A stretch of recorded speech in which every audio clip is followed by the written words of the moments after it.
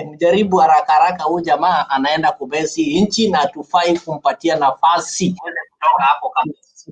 Hafai kupewa. Isaac Juma, karibu sana, naona uko ndani kabisa ukiwa karibu na Kirui Nixon. It's not breaking news anymore. This was expected. Yes, it was expected. When we have rogue individuals at the helm of the country's leadership, we don't expect much from them, but drama, intimidation, and those ones who are going against the rights of the citizens of Kenya, we are not going to allow them do that. Karibu sana Caleb Nzomo, Wise Chole, Kennedy Murage, Junior Omumulika Vincent, nimekuona. Henry the Priest, nilishakuona kitambo. Pia naona Waititu, this is serious, and we as Kenyans need to get out and tell Ruto it is time for him to leave. We are going to kick him out there. I can see ameanza kutuchokoza sisi kama Wakenya, na hatutamruhusu, hatutampa nafasi hata dakika moja. Manake kile anafanya ni kutuguzaguza kwa macho, na akianza kutuguza kwa macho anataka tuwe vipofu. Hatutakubali kuwa vipofu tena. Kile kitatendeka ni sisi kama Wakenya tutajitokeza na tumwambie enough is enough. We will no longer entertain him. So Kenyans, mimi kile naweza kuambia ni kuwa tujitokeze kwa wingi na tuambie hii serikali inayogandamiza Wakenya waache upuzi na waache ujinga. Wakati umefika wa kusimama na kupigania nchi yetu, so that we can reclaim our country from the hands of the frauds. These people were elected by minority. Kenya is a democratic country. We are not an oligarchy whereby minority rule the majority. So the majority now have to rise up on the occasion. They have to show that we are majority. We have to speak up. We will not wait for those people you call the MPs. Those are also part of minority who, after giving their money, they now want to get ways of recovering their money. That is why you see them being paraded in the State House like goats that are being paraded for sale. And they keep on telling you that they went for development. Which store do we have in the State House called development store? If that store is in State House, why can't they remove that store from State House? So we are not going to entertain mediocrity. As the majority of Kenyans, we have to stand up and fight for what rightfully belongs to us. So karibuni tuzungumze, tuone jinsi tunaweza komboa hili nchi tukufu letu la Kenya. Hatuwezi kubali nchi yetu ianguke. Manake watoto wetu watakuja kutuuliza, wakati Ruto alikuwa anabomoa Kenya, nyinyi mlikuwa mnaangalia nini? Hatutakubali kabisa. Karibu sana Asili TV. Frendo Godwin kutoka Ruiru, karibu sana. NLF Daily, Junior Umilika, nilishakuona. Tuko pale na James Nyamwaya Otieno, Ken Daniels, Awino Rapemo, Vincent Cheriot, Owen, David, Peter Diruri. Are you Peter Diruri? Victor Kenya, na wote wanaotutazama, nasema karibuni sana na muweze kukaribisha wengine ili tuweze kuzungumza maneno yanayoenda kubadilisha nchi yetu ya Kenya. Asanteni sana kwa wale wamejiunga kwenye studio. Roda, karibu sana. Roda, habari ya leo? Asante sana. I'm just feel burning, you know. I even have read meaning. Oh my God, Ruto. You are too much, Ruto. Why do you want to intimidate our country? I feel very sad. What Matiangi have done, our Matiangi, he was interior former. Our interior former interior minister of security. Instead of you protect him, you are sending police officer to arrest him. That is intimidation. We will not accept Ruto use that intimidation. We will not allow. As long we will not allow. Our country is ruled by the multiple party. The rule by the law is, and you cannot say what Matiangi have done. We will not accept to try to intimidate. You are coming too much, Ruto. Too much. We will not try to use blackmail and intimidation.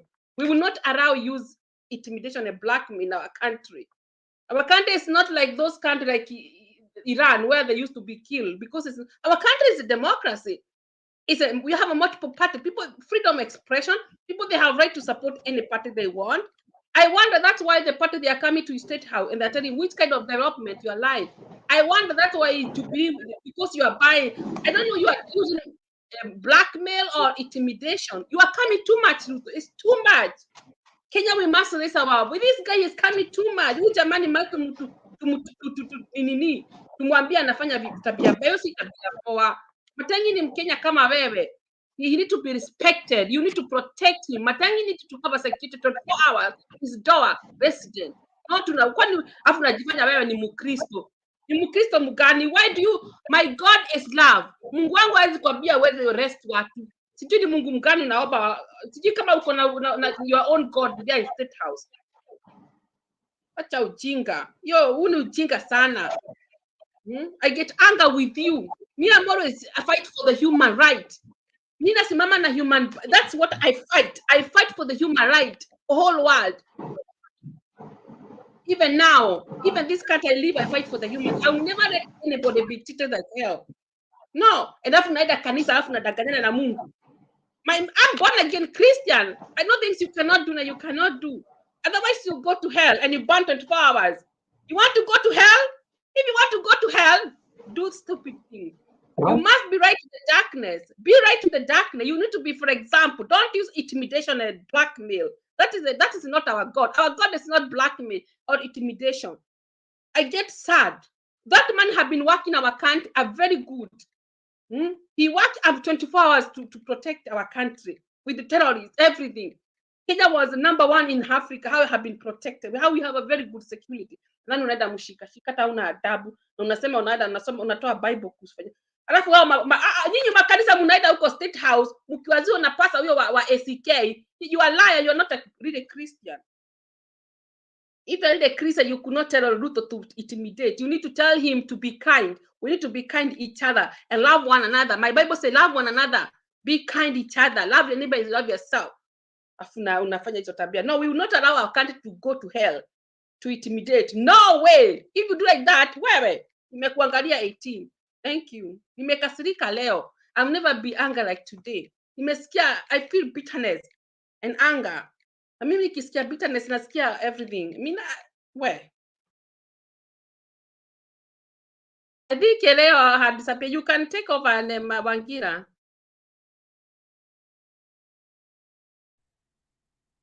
Thank you, Rhoda. Bwana Wangira, karibu sana. Oh, thank you very much, Leo. You know, I'll be very, very brief, Leo. Can you hear me? I can comfortably hear you. Okay, I'll be very, very brief, Leo. I know that, you know, Matiangi, perhaps during his tenure at the Ministry of the Interior, Leo, perhaps he could have been high-handed. And when I say high-handed, you know, I've been in the opposition in this country for now my entire lifetime, and I know that he could perhaps have been high-handed. But that one aside, Leo, I'll always defend Matiangi's right because I am a Democrat and I am a human rights advocate, Leo.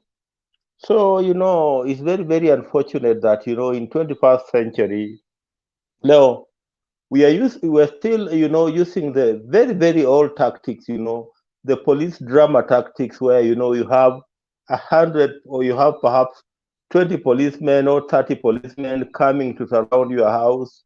Then perhaps they want to arrest you in a drama manner. Then at the end of the day, when things end up in court, you don't seem to see that drama. So to me, that's why I'm saying that, I'll defend Matiangi's right. And, I'll defend Matiangi's right in accordance to Article 49 of the Kenyan Constitution. And that article is very, very clear that I hope that the people who came to arrest him are policemen within the definition of the National Police Service Act. So if they are policemen, I hope that they are going to promptly inform him in the language that he understands the reasons for wanting to arrest him. That is the first thing that I hope that police will do, because I'm talking about the due process. Then I hope that they will give him his constitutional right of choosing to remain silent and the consequences of not remaining silent. I hope they will do that. Then I hope that they will allow him to communicate with his advocates or any other person that may be of any assistance to him. And I hope that they will not compel him to any confession. And if there is need for a search in his house, then I hope that they will go to a magistrate court and they will obtain what we call a search warrant, so that in case they want to carry out a search in his house, then that search will be in accordance with the law.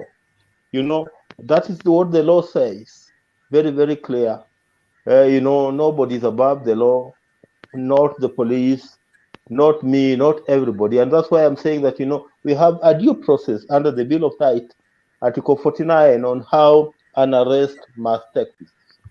And again, I wonder why, a person of Matiangi's stature, he has been in this country. Last week we saw him at Magoha's funeral, at Magoha's home, when they paid homage there, with President Uhuru Kenyatta. So, it's not what we could call in English a flight risk. A flight risk, is a person that you fear that, you run away.